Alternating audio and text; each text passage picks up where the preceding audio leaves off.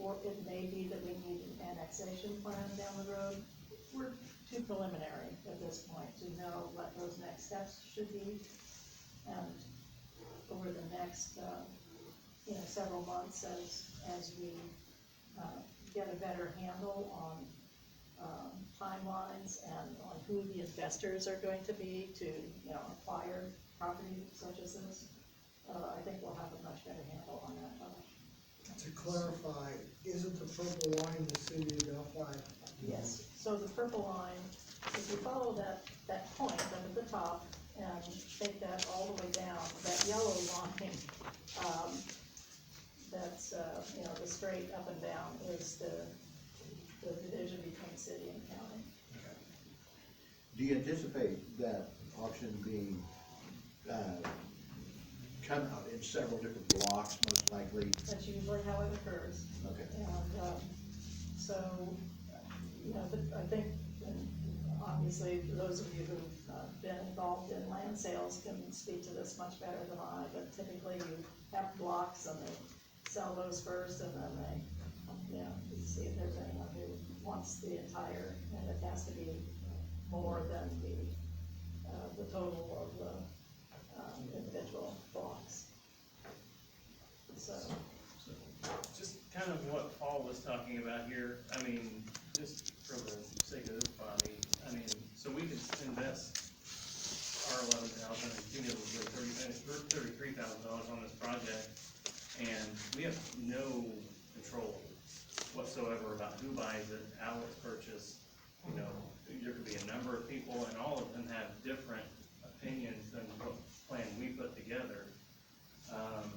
And in that scenario, we get little to no return for investment on the plan itself. So,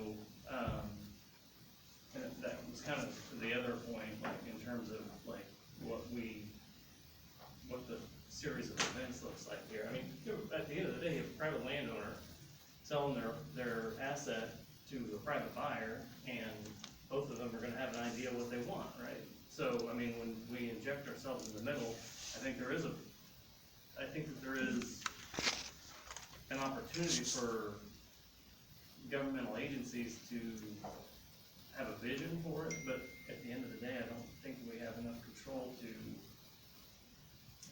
unless we're putting an incentive package together and say, if this package is executed, this would be the outcome, but, I just don't know, because somebody's gonna come in here and buy this whole thing, they're gonna put, the $10 million that is the land, I'm just throwing a number out, is a rounding error to the improvements.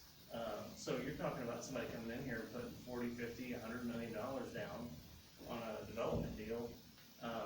Anybody that has that wherewithal probably knows how to do this.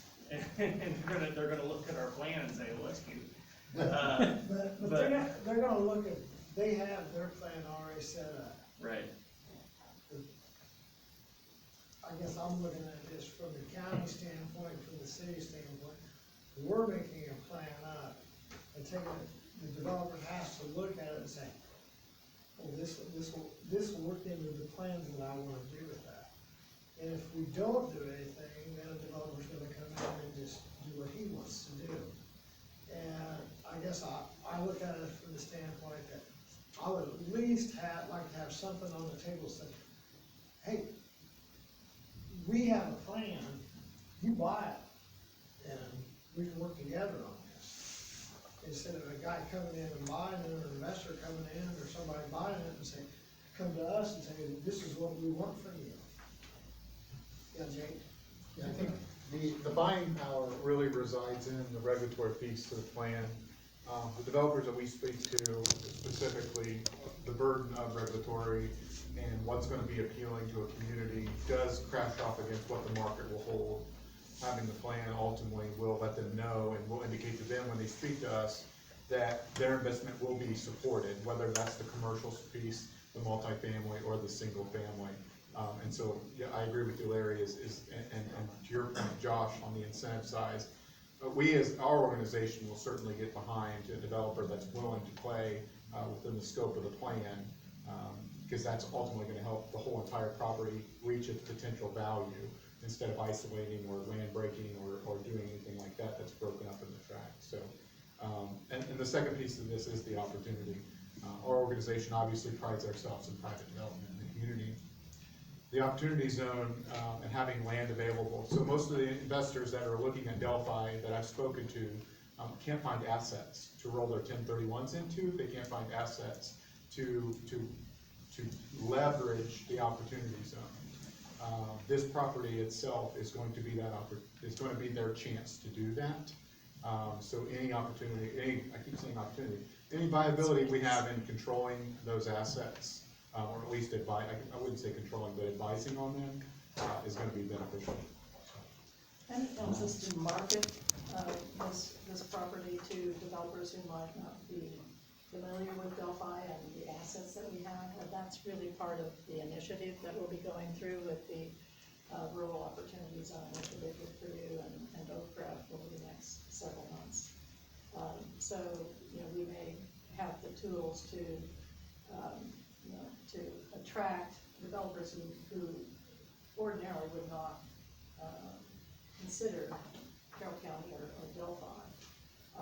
But because of the prospectus and pieces of this sort, master plan, they'll see that this would be a great place to park their dollars. Does that answer your question? Kind of.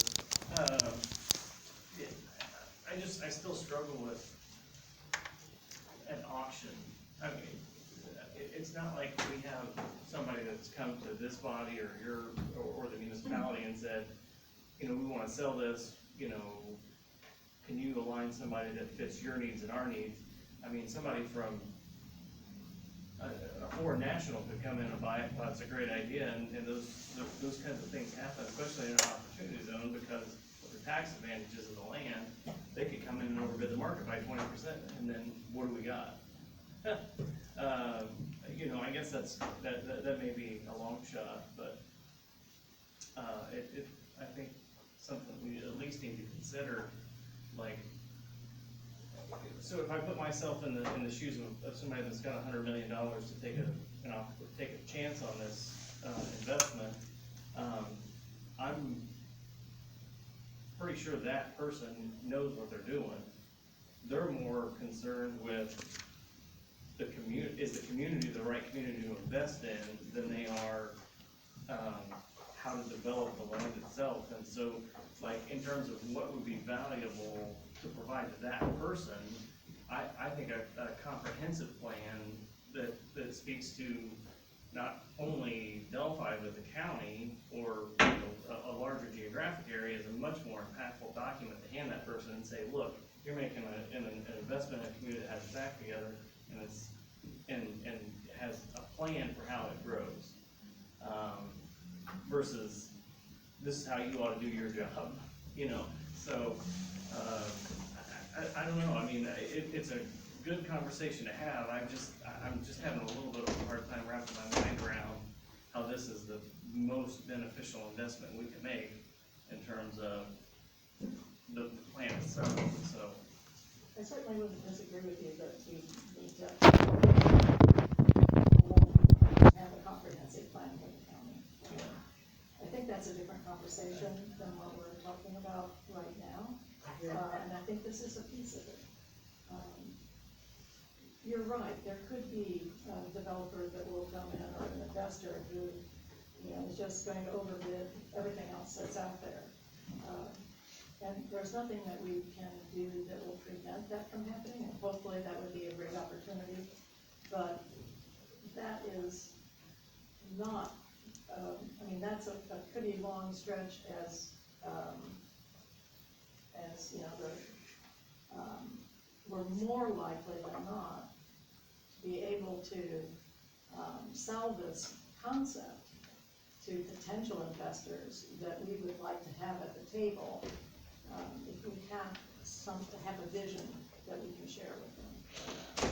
And it's not a large dollar amount, but obviously you want to protect any investment that's made by the county RDC, just as we would with the Delphi RDC in the city, but,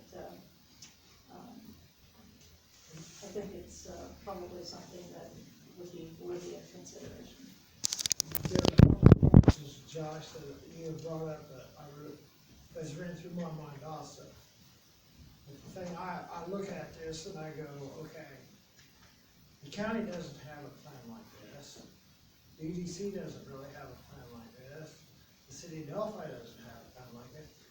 We're talking about, all of a sudden, residential has hit us hard.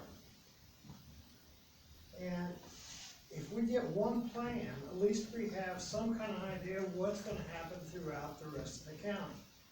So 11,000 might be, you might think it's a lot for right now, but that 11,000 could be spread out over the next 5, 10, 15 years in a plan that was made up from Delphi, RDC, the Carroll County RDC, the Delphi TIP, started a plan that has been able to keep going with the rest of the county. And that's the one thing I look at from this standpoint is that we don't have any kind of plan. But if we have a plan, then we have something we can sell to developers that'll make this county sell, well, before a developer comes in, he just decides what he wants to do. So let's put it on the other foot. We have a plan, this is what we would like to see, can we work together with the developer? And I think that's the whole thing that I look at on this thing. Yeah, and I think $11,000 is, you know, for a $50 million development, or that's a minimum it's gonna be when the build out is done. I mean, gosh, and they've already put 2/3 of the money out, and as long as we're not, you know, looking at these people saying, my golly, this is what you're gonna do, you know?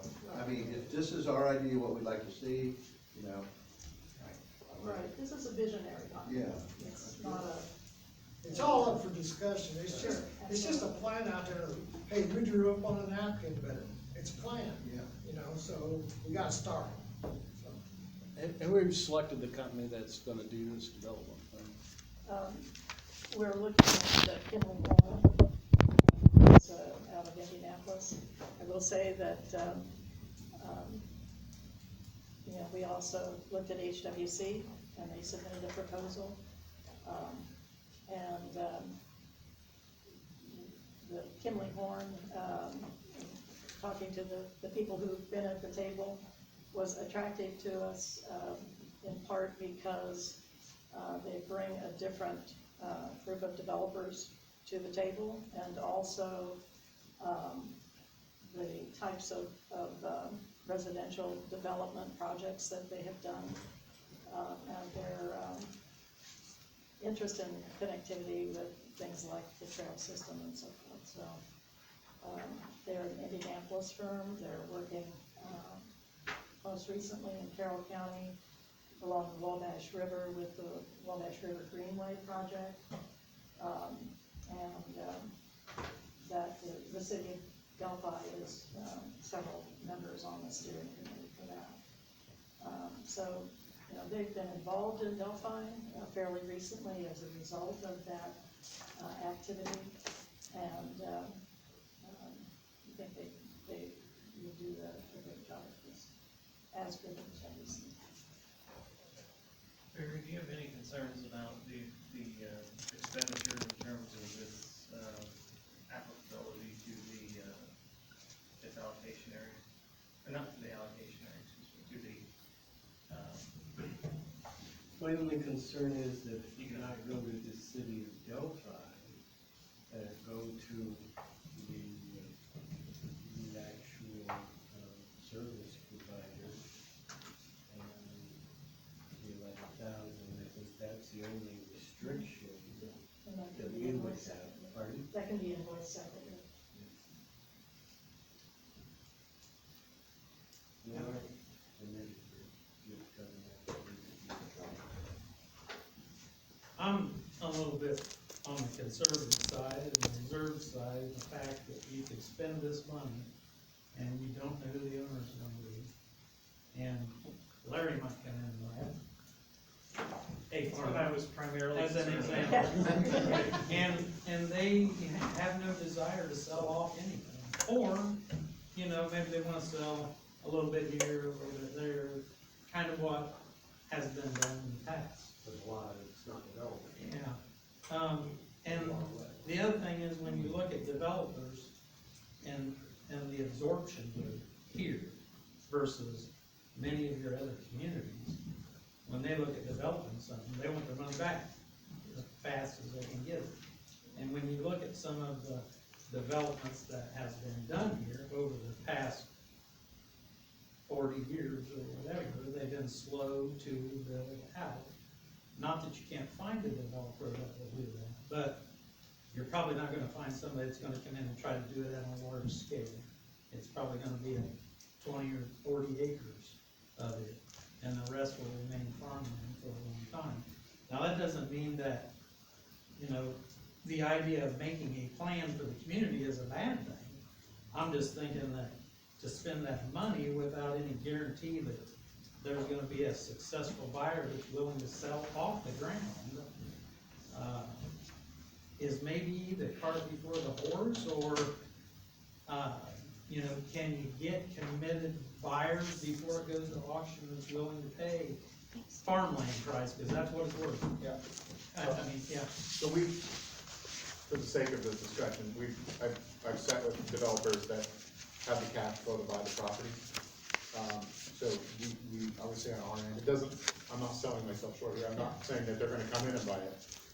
But they are definitely interested in our community, and they definitely have the means to make it happen. So, doesn't mean they're gonna build to our plan, for sure, money, but I think that on the timeframe piece, with the opportunity zone, they have to hold the asset for 10 years in order to see the tax benefit. So if you're familiar with the opportunity zone initiative, they take their 1031, or they roll the portfolio over, they are free of capital gains for 10 years, and then any growth off that principal, it's tax free.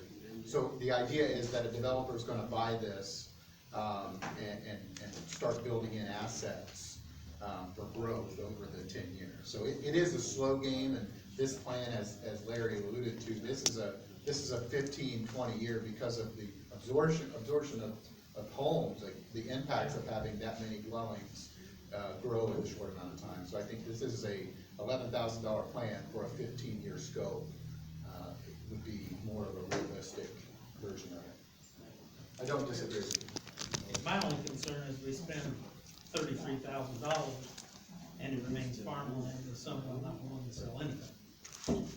That's not the good. It's almost like, can you get with the current seller to bring a buyer to the table at That's- a agreed upon price and take away the risk of a local farmer buying it and just farming it for the next 100 years.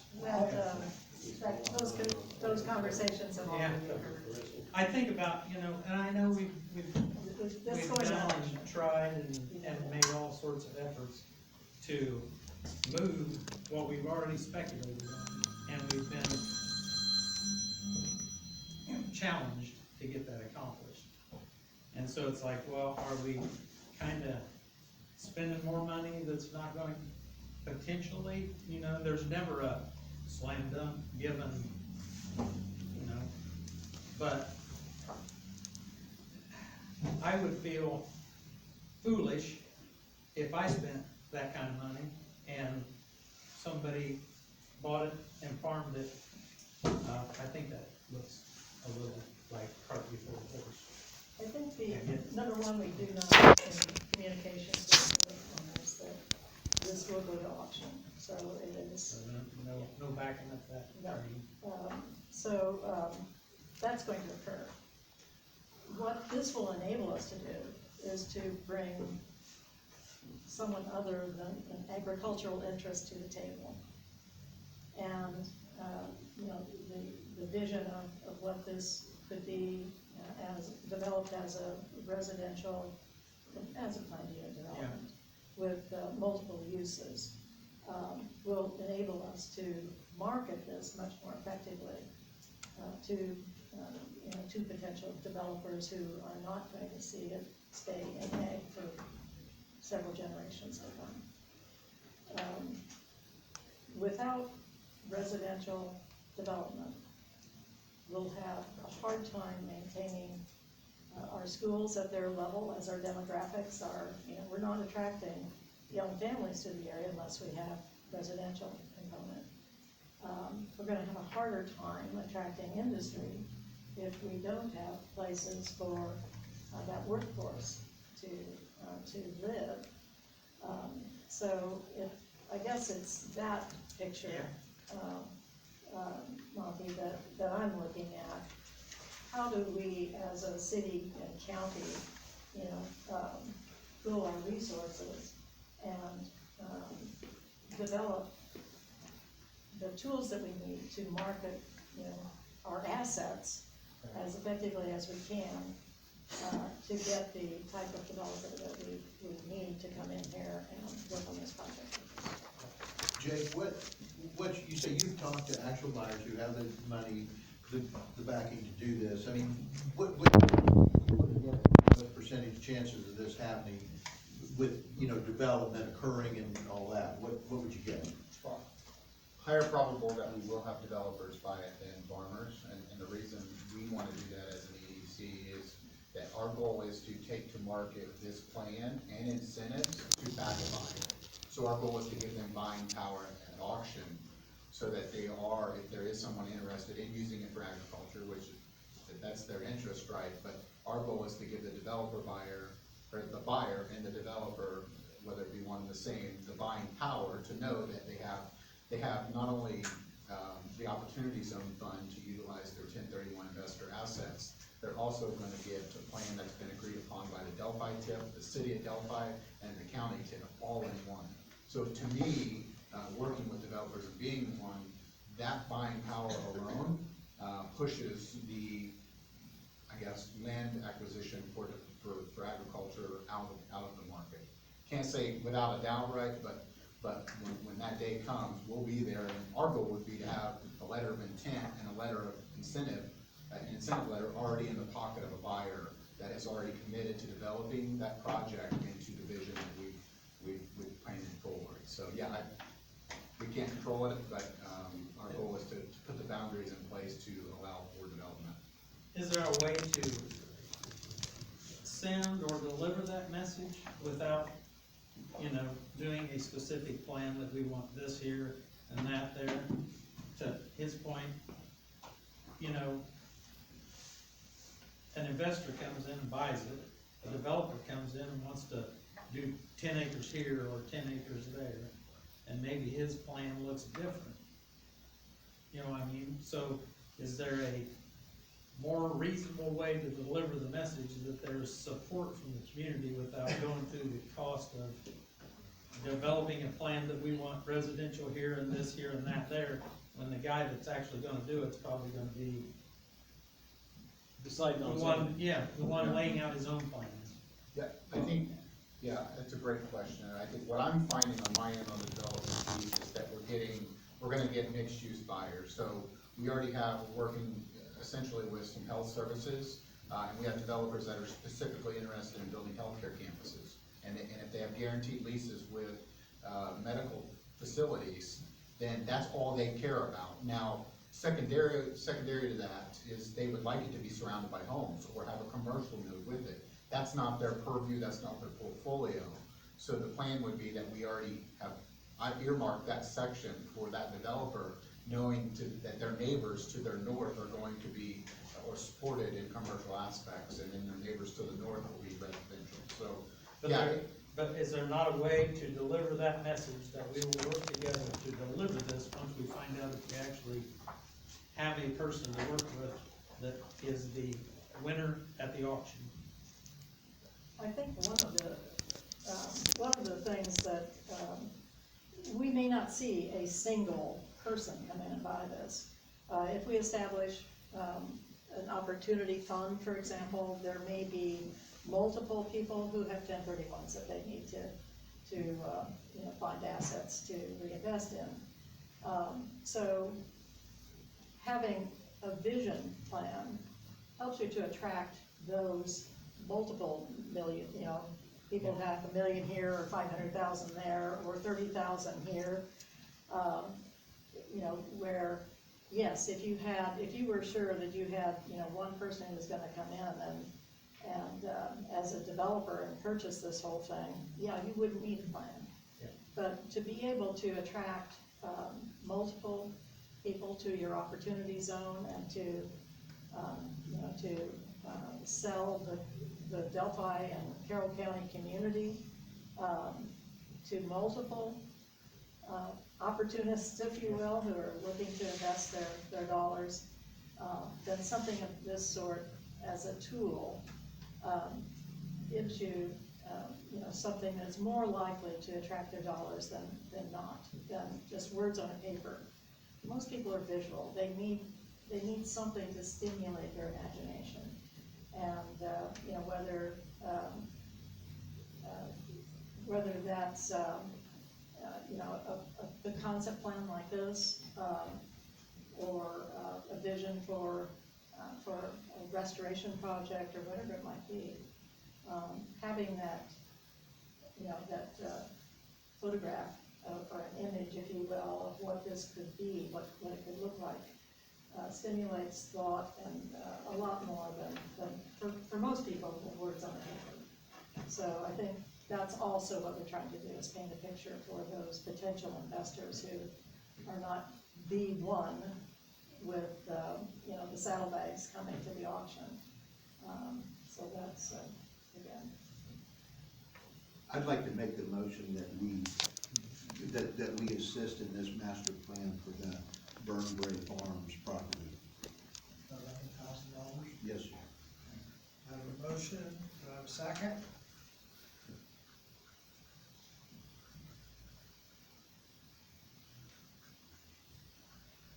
Do I have a second? I have no second, sorry. I'd like to make a motion to table this to the May meeting. I think that there's some merit here. I wanna get some more information. I also, more than anything, wanna encourage future planning, because like, I don't wanna just kick this and say, we're not interested. I think the planning is a critical component to the future of the county growing. But like, something I would like to know is, so anyway, that was very long. My motion is to table this to the May meeting. Do I have a second? Second. All in favor, say aye. Aye. Opposed? Okay, motion carried. Just for discussion again on May meeting. Thank you very much. Thank you, Appreciate Lisa. it. Jake, you got anything for us on the EDC side?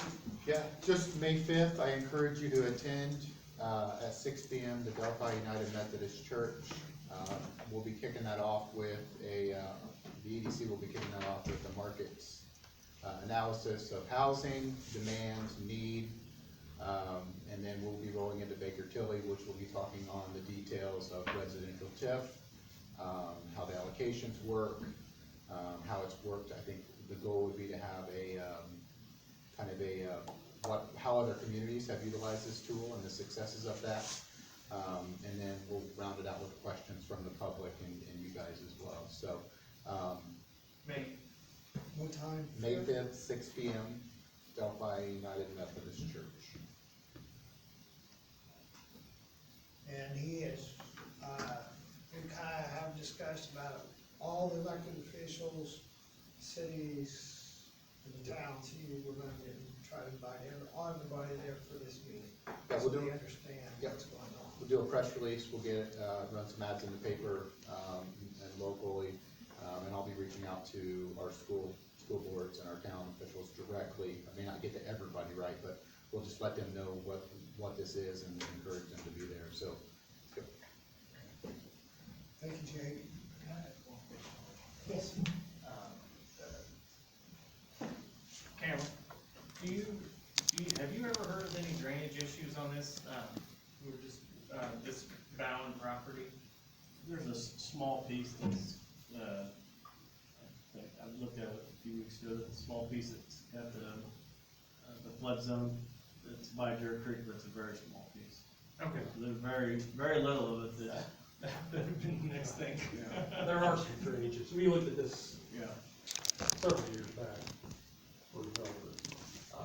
And that along the Gilbert Drain, which is at capacity, which runs right through the center of it. If you look in the shading along that tree line where that dark land is, it comes out through the Walker property, all property. It comes in and out, drains through the school property, and then drains on down through You're talking about this area. Arbery Road, well, right here, see this tree in the center of it? Yeah. See the darker shading to the north of that? Uh-huh. That goes out, comes through the school, comes out underneath the Army Road addition over by the Armory.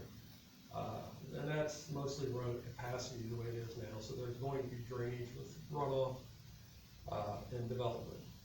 That's one of those things that needs to be considered also back in your list, because rebuilding that, I think we've looked at it through the drainage board over the years, and it's been very cost prohibitive is where we're at there, so you're gonna have to consider draining.